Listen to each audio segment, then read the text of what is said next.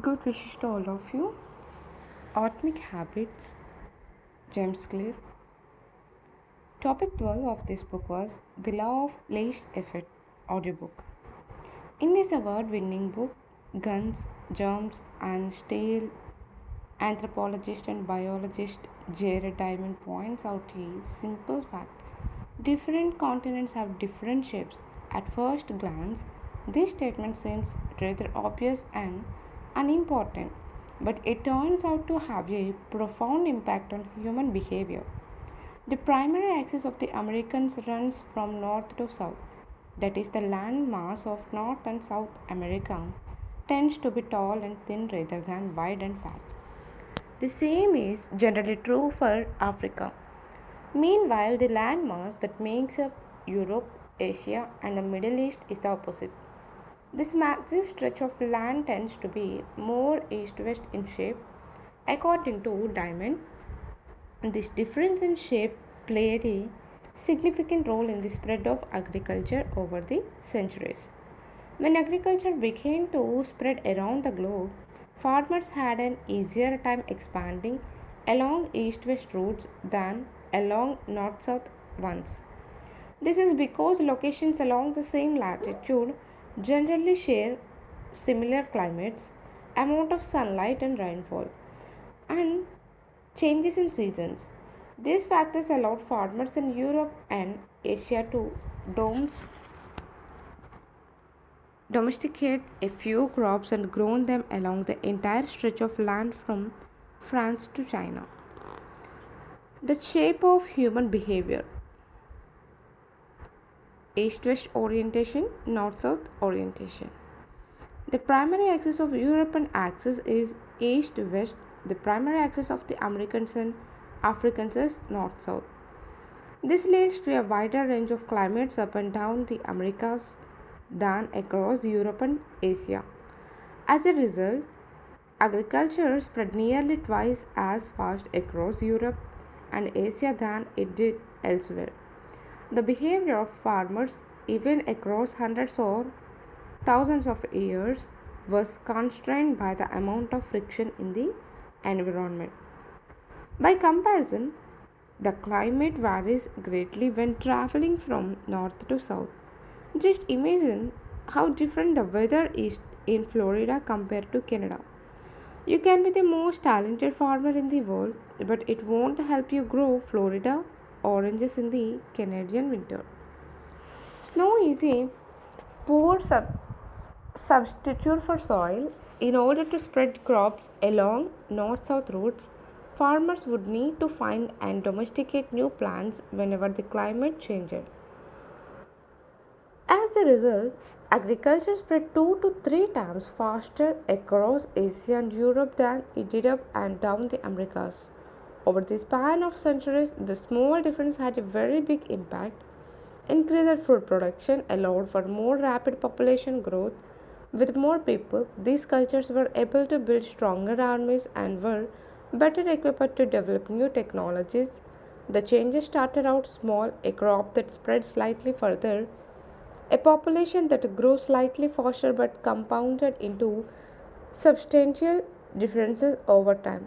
The spread of agriculture provides an example of the third law of behavior change on a global scale. Conventional wisdom holds that motivation is the key to habit change. Maybe if you really wanted it, you had actually do it. But the truth is, our real motivation is to be lazy and to do what is convenient. And despite what the latest productivity bestseller will tell you, this is a smart strategy, not a dumb one. Bestseller will tell you this is a smart strategy, not a dumb one. Energy is precious and the brain is wired to conserve it whenever possible. It is human nature to follow the law of least effort, which states that when deciding between two similar options, people will naturally gravitate toward the option that requires the least amount of work. For example, expanding your farm to the east where you can grow the same crops rather than heading north where the climate is different. Out of all the possible actions we could take, the one that is realized is the one that delivers the most value for the least effort. We are motivated to do what is easy. This is a foundational principle in physics where it is known as the principle of least action. It states that the path followed between any 2 points will always be the path requiring the least energy. The simple principle underpins the laws of the universe from this one idea. You can describe the laws of motion and relativity. Every action requires a certain amount of energy. The more energy required, the less likely it is to occur. If your goal is to do 100 push ups per day, that's a lot of energy. In the beginning, when you are motivated and excited, you can muster the strength to get started. But after a few days, such a massive effort feels exhausting. Meanwhile, sticking to the habit of doing one push up per day requires almost no energy to get started. And the less energy a habit requires, the more likely it is to occur. Look at any behavior that fills up much of your life, and you will see that it can be performed with very low levels of motivation. Habits like scrolling on our phones, checking email, and watching television steal so much of our time because they can be performed almost without effort. They are remarkably convenient. In a sense, every habit is just an obstacle to getting what you really want. Dieting is an obstacle to getting fit. Meditation is an obstacle to feeling calm. Journaling is an obstacle to thinking clearly. You don't actually want the habit itself. What you really want is the outcome the habit delivers. The greater the obstacle, that is, the more difficult the habit, the more friction there is between you and your desired end state. This is why it is crucial to make your habits so easy that you will do them even when you don't feel like it. If you can make your good habits more convenient, you will be more likely to follow through on them. But what about all the moments when we seem to do the opposite? If we are also lazy, then how do you explain people accomplishing hard things like raising a child or starting a business or climbing Mount Everest?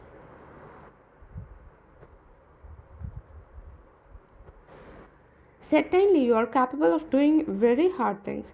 The problem is that some days you feel like doing the hard work and some days you feel like giving in. On the tough days, it's crucial to have as many things working in your favor as possible so that you can overcome the challenges life naturally throws your way. The less friction you face, the easier it is for your stronger self to emerge. The idea behind make it easy is not to only do easy things. The idea is to make it as easy as possible in the moment to do things that pay off in the long run. How to achieve more with less effort? Imagine you are holding a garden hose that is bent in the middle. Some water can flow through, but not very much. If you want to increase the rate at which water passes through the hose, you have two options. The first option is to crank up the valve and force more water out. The second option is to simply remove the bend in the hose and let water flow through naturally. How to achieve more with less effort? Imagine you are holding a garden hose. We already discussed this. Sorry for trying to pump up your motivation to stick with a hard habit is like trying to force water through a bent house. You can do it, but it requires a lot of effort and increases the tension in your life. Meanwhile, making your habit simple and easy is like removing the bend in the hose rather than trying to overcome the friction in your life. You reduce it. One of the most effective ways to reduce the friction associated with your habits is to practice environment design. In chapter 6, we discussed environment design as a method for making cues more obvious. But you can also optimize your environment to make actions easier. For example, when deciding where to practice a new habit, it is best to choose a place that is already along the path of your daily routine. Habits are easier to build when they fit into the flow of your life. You are more likely to go to the gym if it is on your way to work because stopping doesn't add much friction to your lifestyle. By comparison, if the gym is off the path of your normal commute, even by just a few blocks, now you are going out of your way to get there. Perhaps even more effective is reducing the friction within your home or office. Too often, we try to start habits in high friction environments. We try to follow a strict diet while we are out to dinner with friends. We try to write a book in a chaotic household. We try to concentrate while using a smartphone filled with distractions. It doesn't have to be this way. We can remove the points of friction that hold us back. This is precisely what electronics manufacturers in Japan began to do in the 1970s. In an article published in the New Yorker titled Better All the Times, James Surowiecki writes Japanese firms emphasized what came to be known as lean production, relentlessly looking to remove waste of all kinds from the production process down to redesigning workspaces so workers didn't have to waste time twisting and turning to reach their tools. The result was that Japanese factories were more efficient and Japanese products were more reliable than American ones. In 1974, surveys calls for American made color televisions were 5 times as common as for Japanese televisions. By 1979, it took American workers 3 times as long to assemble their sets. I like to refer to this strategy as addition by subtraction. The Japanese companies looked for every point of friction in the manufacturing process and eliminated it. As they subtracted wasted effort, they added customers and revenue. Similarly, when we remove the points of friction that sap our time and energy, we can achieve more with less effort. This is one reason tidying up can feel so good.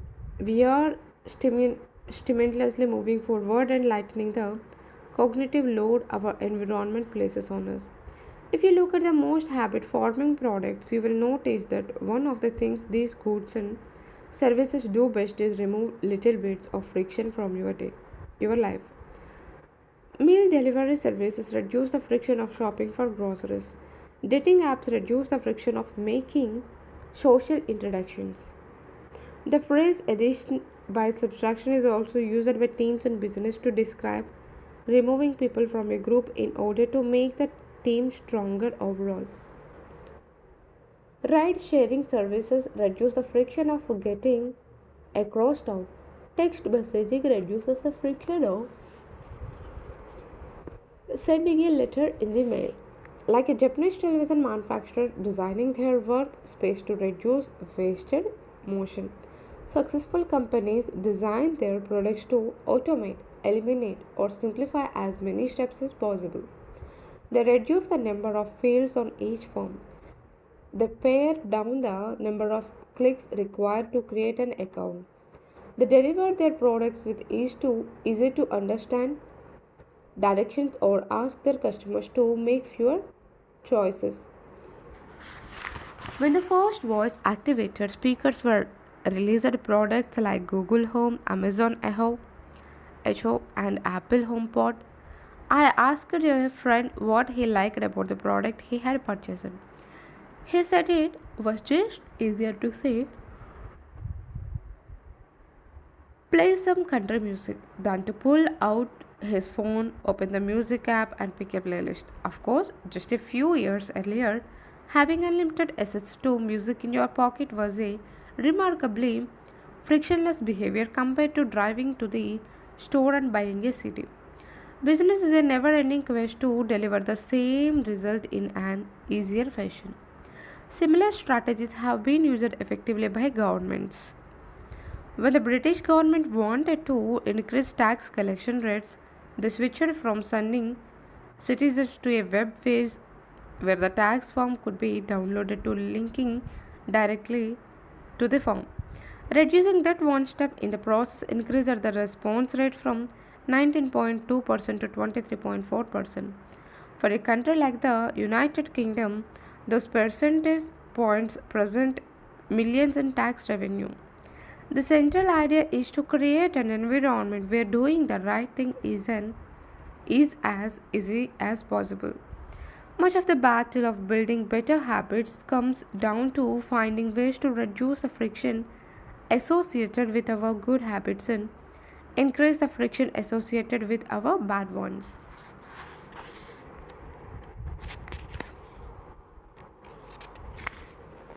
Prime the environment for future use. Oswald Nichols is an IT developer from Natchez, Mississippi. He is also someone who understands the power of priming his environment.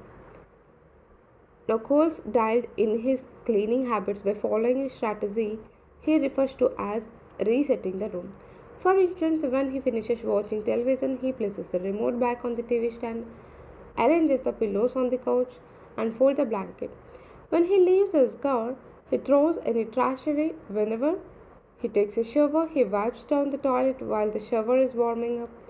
As he notes, the perfect time to clean the toilet is right before you wash yourself in the shower anyway. The purpose of resetting each room is not simply to clean up after the last action, but to prepare for the next action. When I walk into a room, everything is in its right place. Nichols wrote, because I do this every day in every room. Stuff always stays in good shape. People think I work hard, but I'm actually really lazy. I'm just proactively lazy. It gives you so much time back. Whenever you organize a space for its intended purpose, you are priming it to make the next action easy. For instance, my wife keeps a box of greeting cards that are pre sorted by occasion, birthday, sympathy, wedding, graduation, and more. Whenever necessary, she grabs an appropriate card and sends it off. She is incredibly good at remembering to send cards because she has reduced the friction of doing so. For years, I was the opposite. Someone would have a baby, and I would think I should send a card, but then weeks would pass, and by the time I remember to pick one up at the store, it was too late. The habit wasn't easy. There are many ways to prime your environment so it's ready for immediate use. If you want to cook a healthy breakfast, place the skillet on the stove, set the cooking spray on the counter, and lay out any plates and utensils you will need the night before. When you wake up, making breakfast will be easy. Want to draw more? Put your pencils, pens, notebooks, and drawing tools on top of your desk within easy reach. Want to exercise? Set out your workout clothes, shoes, gym bag, and water bottle ahead of time. Want to improve your diet? Chop up a ton of fruits and vegetables on weekends and pack them in containers so you have easy access to healthy, ready to eat options during the week. These are simply ways to make the good habit the path of least resistance. You can also invert this principle and prime the environment to make bad behaviors difficult. If you find yourself watching too much television, for example, then unplug it after each use. Only plug it back in if you can say out loud the name of the show you want to watch. This setup creates just enough friction to prevent mindless viewing. If that doesn't do it, you can take it a step further. Unplug the television and take the batteries out of the remote after each use so it takes an extra 10 seconds to turn it back on. And if you are really hardcore mode, the television out of the living room and into a closet after it shoots, you can be sure you will only take it out when you really want to watch something. The greater the friction, the less likely the habit.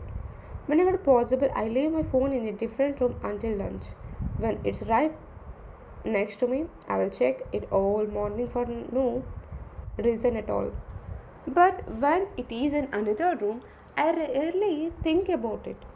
And the friction is high enough that I want to get it without a reason. As a result, I get 3 to 4 hours each morning when I can work without interruption. If sticking your phone in another room doesn't seem like enough, tell a friend or family member to hide it from you for a few hours. Ask a coworker to keep it at their desk in the morning and give it back to you at lunch. It is remarkable how little friction is required to prevent unwanted behavior. When I hide beer in the back of the fridge where I can't see it, I drink less. When I delete social media apps from my phone, it can be weeks before I download them again and log in. These tricks are unlikely to curb a true addiction, but for many of us, a little bit of friction can be the difference between sticking with a good habit or sliding into a bad one. Imagine the cumulative impact of making dozens of these changes and living in an environment designed to make the good behaviors easier and the bad behaviors harder. Whether we are approaching behavioral change as an individual, a parent, a coach, or a leader, we should ask ourselves the same question: how can we design a world where it's easy to do what's right?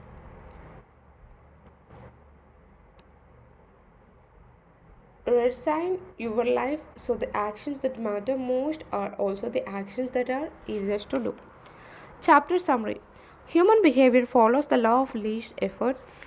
We will naturally gravitate toward the option that requires the least amount of work. Create an environment where doing the right thing is, is as easy as possible. Reduce the friction associated with good behaviors. When friction is low, habits are easy. Increase the friction associated with bad behaviors. When friction is high, habits are difficult. Prime your environment to make future actions easier. Thank you.